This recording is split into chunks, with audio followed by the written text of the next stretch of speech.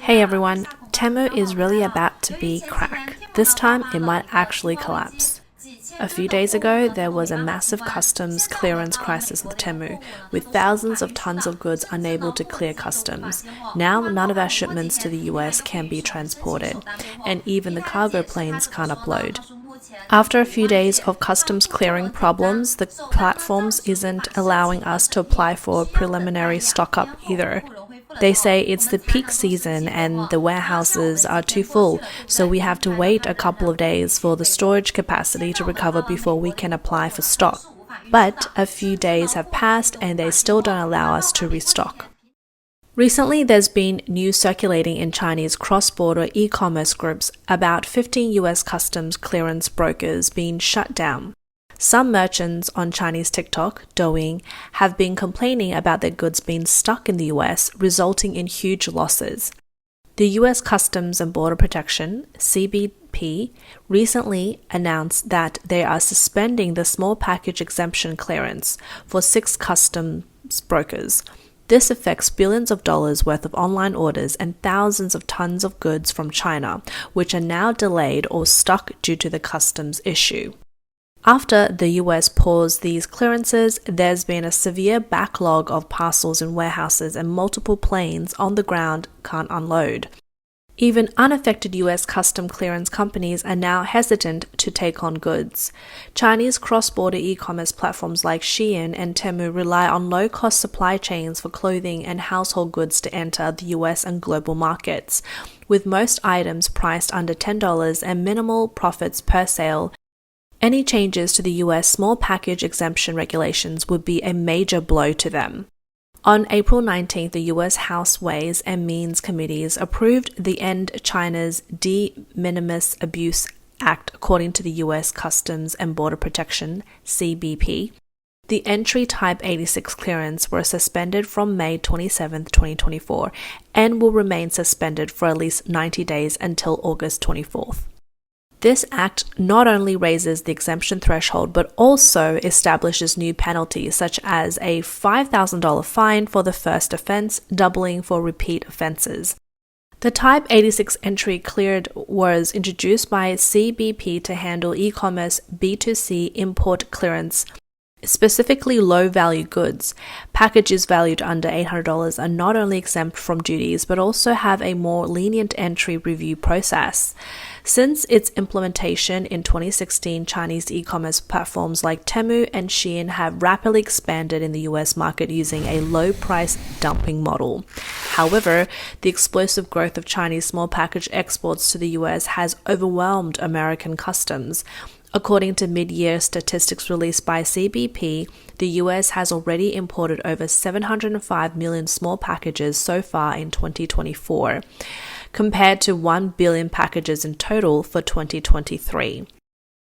A congressional investigation last year found that nearly 50% of minimum value packages entering the US from China come from platforms like Temu and Shein, with the usage of minimum value regulations continuously rising.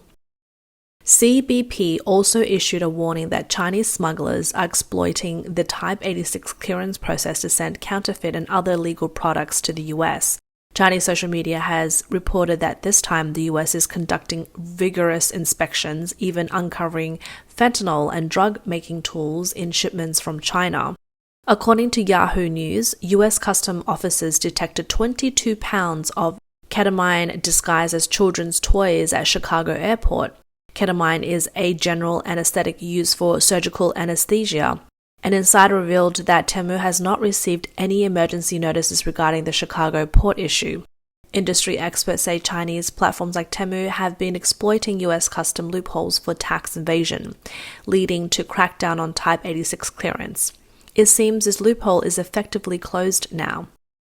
Many Chinese users on Platform X criticized Temu, saying that this loophole was bound to be closed as such sneaky, exploitative behavior is ruining the future for themselves and their descendants. One user commented that Temu's actions have caused other platforms like AliExpress to mimic them, forcing Chinese cross-border sellers to work non-stop year-round and essentially becoming mere suppliers for the platform. They added that if Temu had been more discreet, this situation wouldn't have escalated to this point. Another user remarked that Pinduoduo's dream of expanding overseas is shattered. Despite their efforts, they are already being targeted, and it's only a matter of time before they become like TikTok. Currently, the increasing US customs scrutiny, Los Angeles has added many inspection stations specifically to check goods exported from China. This shows that the US government is intensifying crackdown on Chinese cross-border e-commerce. According to a source at Los Angeles International Airport, all cargo planes arriving from mainland China are sent directly to the customs warehouse for thorough inspection. The CBP has detained approximately 1,000 tons of goods, causing significant concerns among Chinese shippers. Another source confirmed that a large-scale detainment indeed took place. The US is now vigorously inspecting every transaction, significantly slowing down the process. The customs warehouses are overfilled, causing a massive backlog. Since its launch, Temu has quickly become popular across various social networks and has long dominated the top download charts on iOS and Android.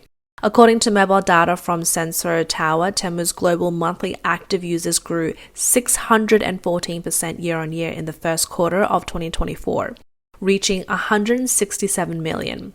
In the US, monthly active users grew 134% to 50.4 million. According to e-commerce analysis company ECDB's predictions, Shein's online revenue has been steadily growing in recent years. By 2024, Shein's online net sales are expected to reach 48 billion USD. Now, many experts are questioning how long platforms like Temu and Shein can sustain their low price strategy to attract traffic. Many industry insiders believe that in the future, the US favorable customs clearance policies will likely continue to tighten or even be abolished, taking away the advantage Chinese sellers once had. With the US recent crackdown on custom clearance, it seems that the era of exponential growth and gains for Chinese e-commerce companies might truly be coming to an end. Lenny Feldman, a managing partner at the international trade law firm Sandler, Travis and Rosenberg, predicts that while the US Congress is unlikely to change the $800 minimum threshold, they may limit or prohibit small shipments from China from benefiting from this exemption. Some affected Chinese sellers lament that cross-border e-commerce is becoming more difficult and less profitable. It is reported that Temu had anticipated the Type 86 clearance inspection in the US months ago and changed its packaging strategy. Temu no longer uses orange branded bags or rather plain packaging for shipments from China to blend in with other goods and reduce scrutiny.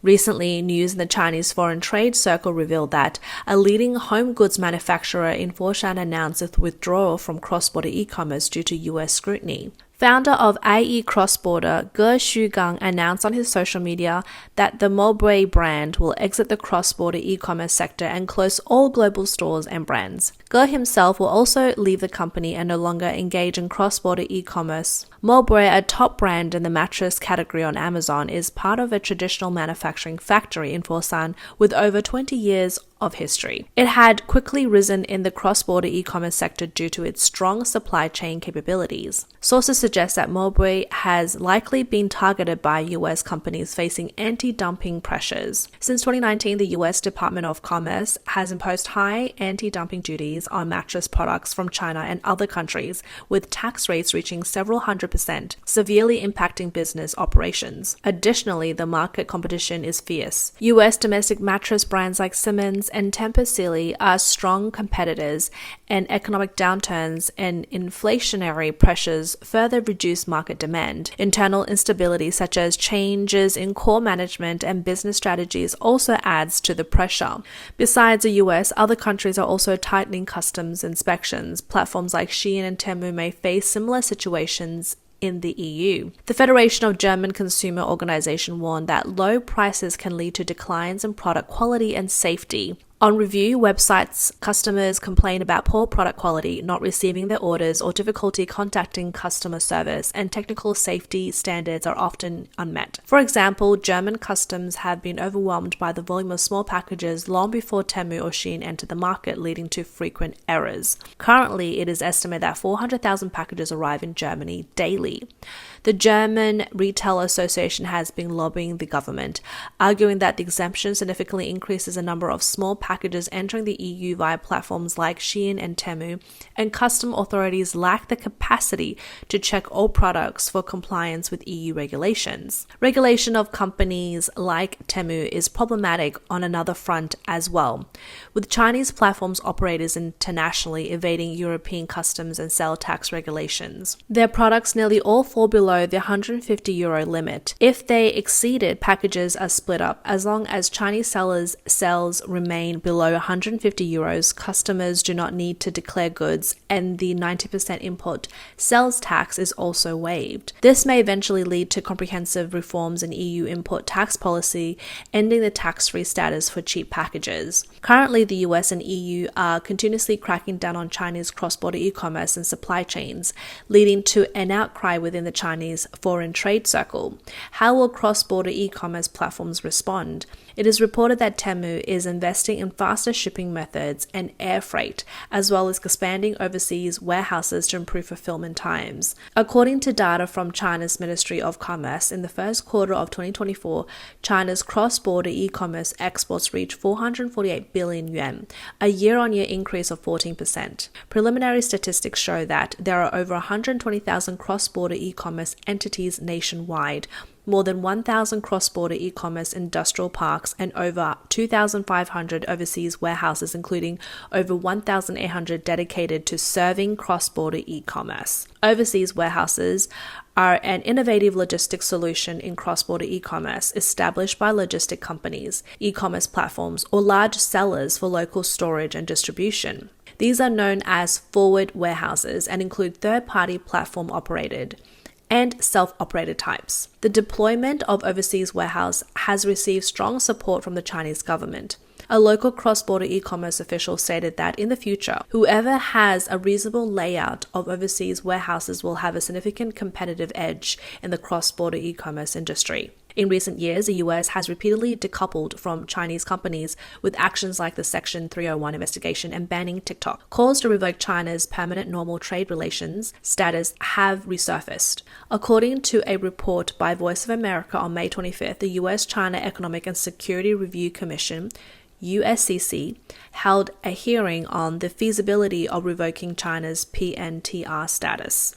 USCC Chair Robin Cleveland noted during the hearing that there is a growing consensus that China should not benefit from PNTR due to various reasons, including China's unfair trade practices and its position as a competitor rather than a partner to the US. Previously known as Most Favored Nation status, PNTR has granted to China by the US in 2000, paving the way for China to join the World Trade Organization the following year. Cleveland said that to some extent, the US and China no longer have a normal trade relationship in many areas. Congress responsible for trade legislations should clearly state that China's PNTR status will be revoked in a phased manner. Since 2018, the US has waged a tariff war with China, and China's most favored nation status has been nominal since then. On May 14, 2024, the Biden administration announced the 4-year review of Section 304 tariffs on China, further raising tariffs on $18 billion worth of Chinese imports, including a 100% tariff on Chinese electric vehicles.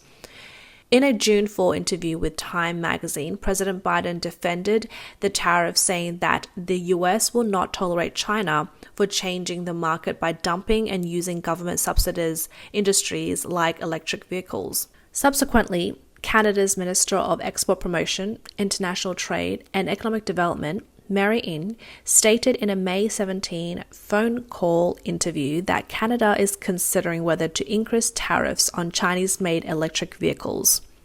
Deputy Prime Minister and Finance Minister Chrystia Freeland told reporters that the Chinese government is deliberately creating oversupply and said that government could not let Canadian industry be destroyed by China's oversupply and overcapacity. The US also reminded Canada not to let China exploit loopholes in the United States-Mexico-Canada agreement to bypass tariffs into the US. Recently, the Mexican government imposed new tariffs on hundreds of imported goods from countries without trade agreements with Mexico. A decree announcement on April 22 imposed tariffs of 5% to 50% on 544 products such as steel, wood, chemicals, musical instruments, and furniture. The new decree, effective April 23rd for 2 years, directly affects 85% of Chinese exports to Mexico. Mexico Secretary of Economy Raquel Buenrostro mentioned at a public event that many low-cost imported products are replacing domestic goods.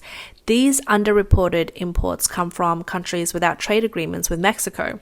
While she did not specifically mention China, she confirmed that the imports mainly originate from Asia. China commentator Wang He wrote on June 10th that China's global ambitions are expanding, leading to extreme strategic competition with the US. The US and the West are seeking to de-risk by decoupling supply chains from China and tightening technology export controls to limit China's military development. Tariffs play a strategic role in these efforts. Wang stated that in response to China's low-cost dumping globally and the intense US-China competition, both Western and emerging industrialized countries are using tariffs to counter China. The tariff wall is already enveloping China, worsening its international economic outlook. This is a significant blow to China's economy.